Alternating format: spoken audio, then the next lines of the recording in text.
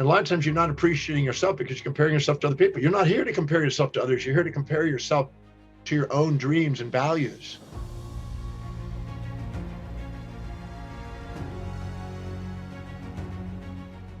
The topic today is the difference between self-worth and self-esteem.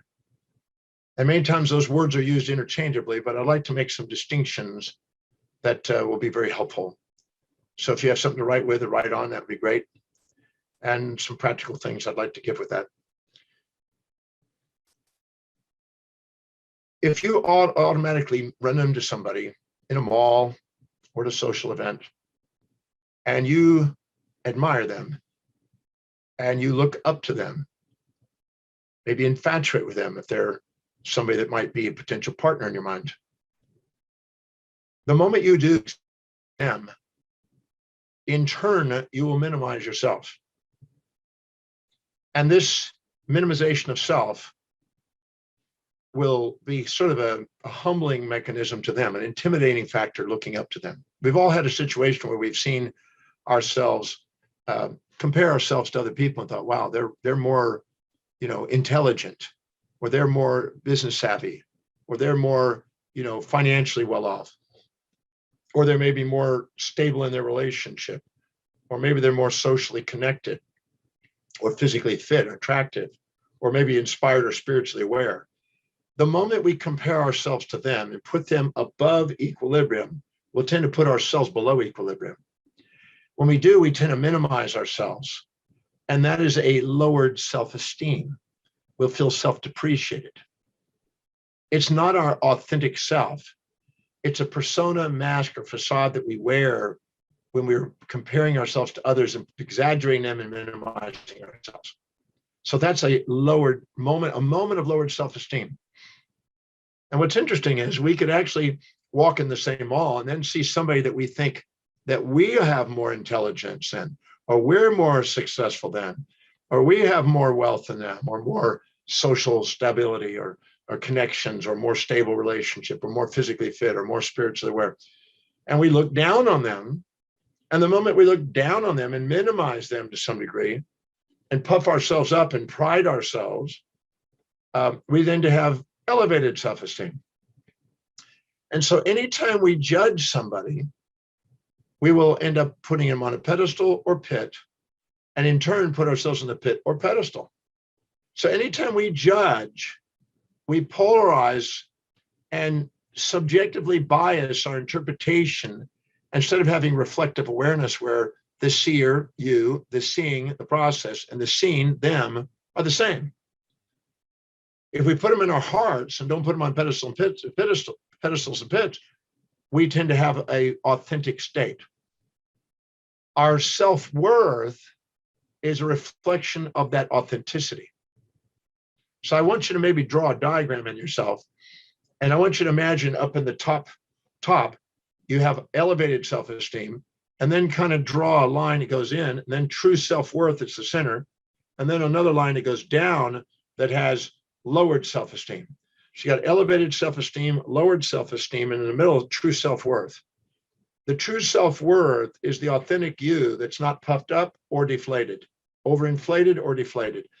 When you're inflated with pride, you have a false facade. When you're deflated with shame, you have a false facade.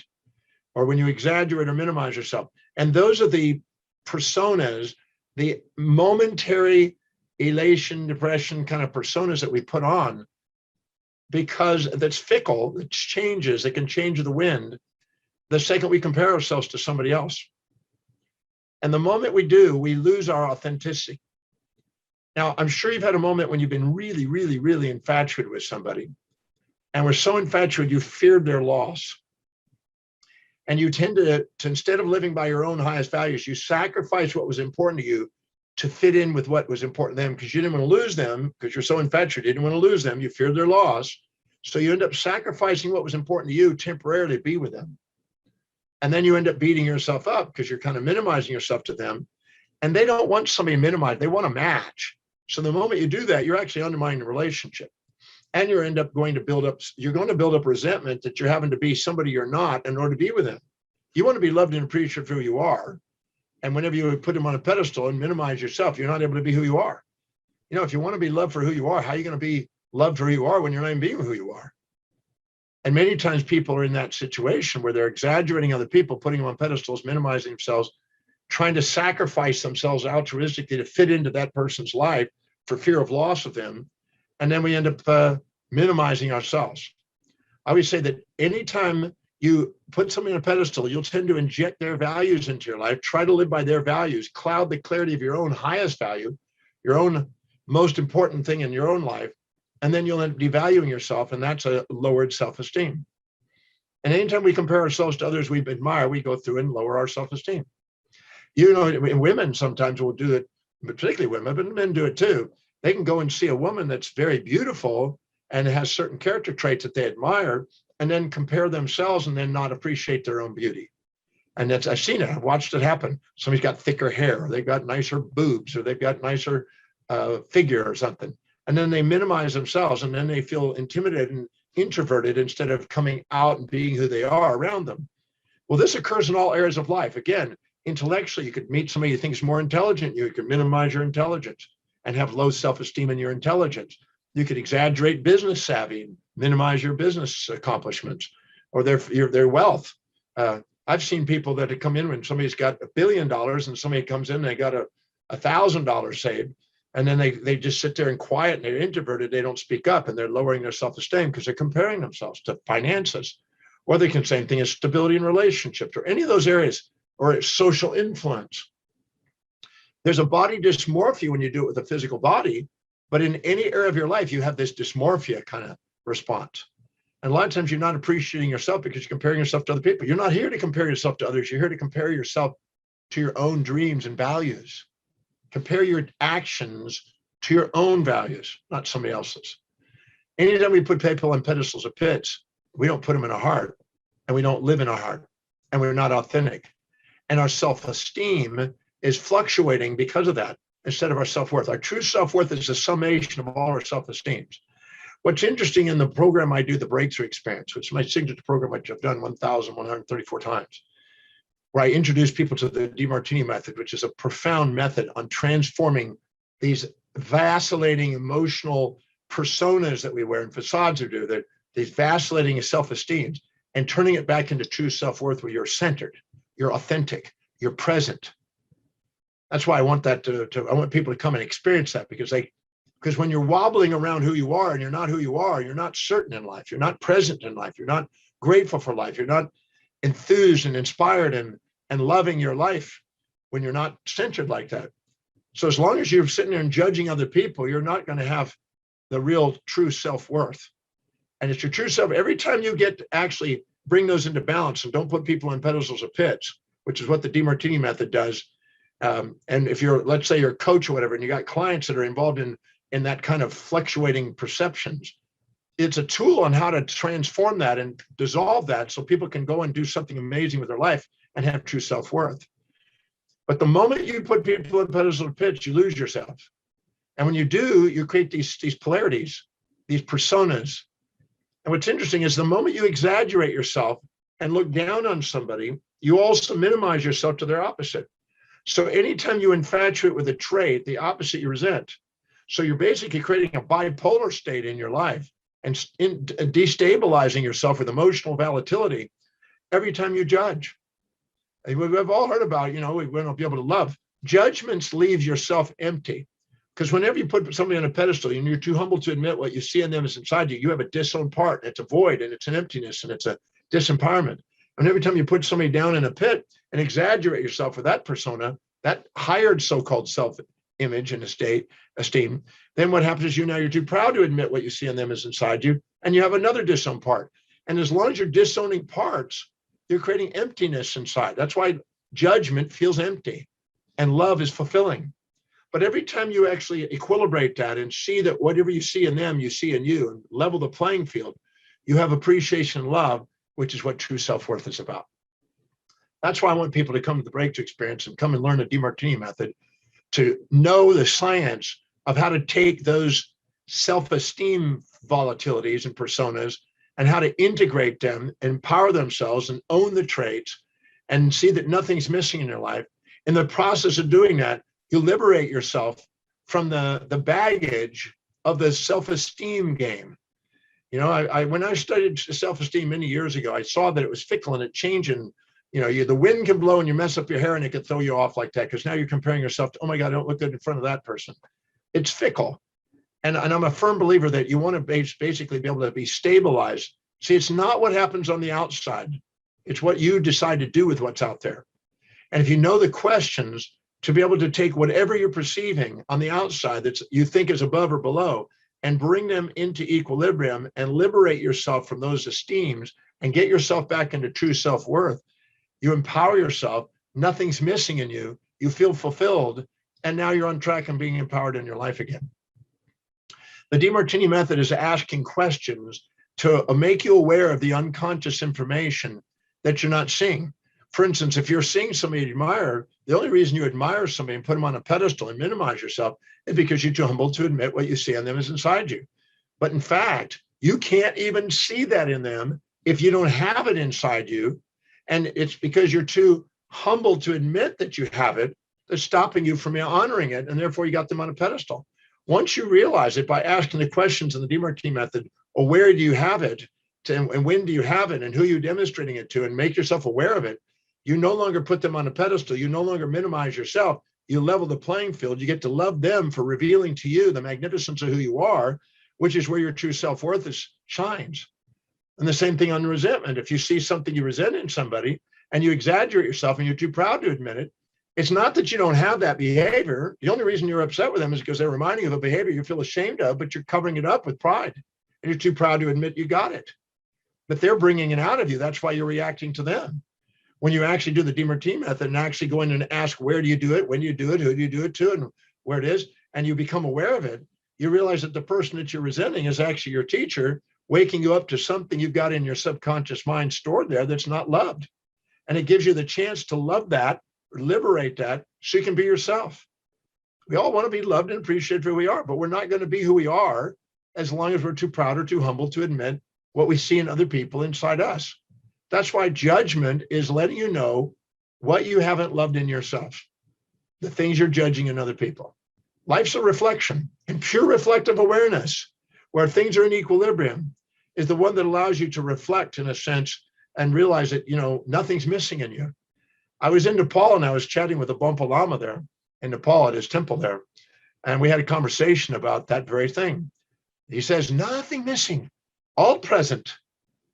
Mindfulness is a realization that whatever you see in the world around you is a reflection of what you're inside you, the reflection of what you're projecting. And so that's why self-esteem is fickle, but self-worth is something stable. And by the way, you cannot exaggerate yourself without minimizing. I have people come up to me and says, well, I keep beating myself up. And I go, okay, where are you building yourself up? As long as you keep being addicted to building yourself up with pride, you have to compensate to do the opposite. Your brain automatically is a homeostat trying to get you into authenticity. Your brain, if you go in and build up yourself with pride because you're looking down on somebody and you get enamored with that and addicted to that, then your brain has to, in order to bring you back into authenticity, has to come in and show you the things that you're not. It's called the licensing effect. The licensing effect is also shown in your physiology with health. If you go and do something that's really healthy, like you go out and work out or something, and then you're giving your brain, you go, well, now I could go out and eat more chocolate, or now I can go and overeat. And so what happens is anything you get proud of and you get a facade of that and you elevate your self-esteem and you feel proud of everything, then automatically you've given yourself permission to do the opposite to bring yourself back into true self-worth. We're not here for pride. We're not here for shame. We're here for authenticity. And the magnificence of who you are as an authentic individual is far greater than any of those facades that you wear. So if you're tired of putting yourself down or exaggerating yourself, being addicted to that, then come into the breakthrough experience. So let me teach you the Demartini method. And if you have clients that are like that, come and do that also, so you can learn how to do that for your clients. Because I guarantee you, people are sitting there wandering around and waffling around in their life instead of being centered and present and empowered in their life and stable. A stable mind is where self-worth lives. A stable mind, and the summation of all those personas, if you take all those judgments you have, and you got lots of them probably in your life, all those judgments are waffling you around with all these instabilities and these personas in your life. these self-esteem fluctuations. And if you take them one by one, methodically, which I show you in the breakthrough experience, methodically how to do it, you can stabilize each one of them and just be a poised, present, powerful, prioritized, productive, and purposeful individual. Because the true you has amazing self-worth. The true you is empowered and inspired. In almost every seminar I do, I also talk about values. When you're living by your highest value and you're filling your day with the very highest priority, you tend to be at the most objectivity, the most balanced mind, and most neutral awareness, and the least amount of judgment. We've all been doing something at work where we're doing something that's very meaningful, very inspiring, it's highest in priority, and we're really getting something done and feeling productive. And then we can handle almost anything when we get home that day. But if we're doing and putting out fires and doing lower priority things and really feeling like, whoa, the world was on top of me instead of me on top of the world, then we're a bear and we're more volatile and our emotions are going all over the place and self-esteem fluctuating. So if you fill your day with high priority actions that inspire you and become really objective and neutral and follow things that are really meaningful to you, the mean is the pair of opposites. It was Aristotle in his golden mean principles of the virtues. He said the virtue was between the two vices, and the vices were the extremes. Same thing, I'm teaching the same thing. What he called the golden mean of virtue is the true self-worth. And when he's talking about the vices, and when I'm talking about the lowered self-esteem and elevated self-esteem, the exaggerated, minimized you, as he called it. It's not, that was knowledgeable then, it's still knowledgeable now. The words have maybe changed, but the same principles are there. We're not here to put people on pedestals of pits. We're here to put them in our heart. And whatever we see in others, we have inside ourselves. And when we're masters of our life and learn how to ask the question, which the Demartini method does, it teaches you the questions to ask your life, to liberate yourself from the baggage of all those volatilities, and stabilizes you and give yourself permission to be authentic. That's why I want people to come to the breakthrough experience, so they can experience it, so they can do it right there on the spot, feel with the difference, watch the experience, and notice how to love themselves and love other people. If you want to be loved for who you are, you're not going to do it by fluctuating self-esteem issues. You're going to do it by being true in your self-worth. And you're every time you live by your highest values, your self-worth goes up. Every time you're living by lower values, your self-worth goes into volatility. That's why it's so important to live with foresight and planning and master plan your life and live by priority in life and start to love people and be grateful for people than it is the other way around. As Empedocles said many 2,000 something 500 years ago, he said, there's love and strife, the two levels of consciousness. If you're doing something you love and you're loving the people around you and you're loving yourself, you're mastering your life. If not, you're living in strife. And the strife is between the parts of you, the parts of others. You have no equanimity within you, no equity between you and others, and you have living with inequity. And inequity is the volatilities of the self-esteem instead of the stability of the true self-worth.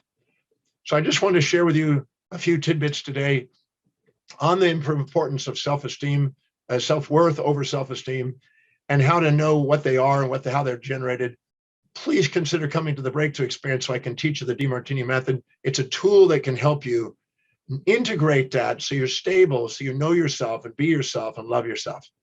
Just as the Delphic Oracle said, there's no reason why you can't do that. I've developed a science. I've worked on it for 49 years to help people do that. I've seen thousands of people doing it, and I want you to be able to do that for your own life.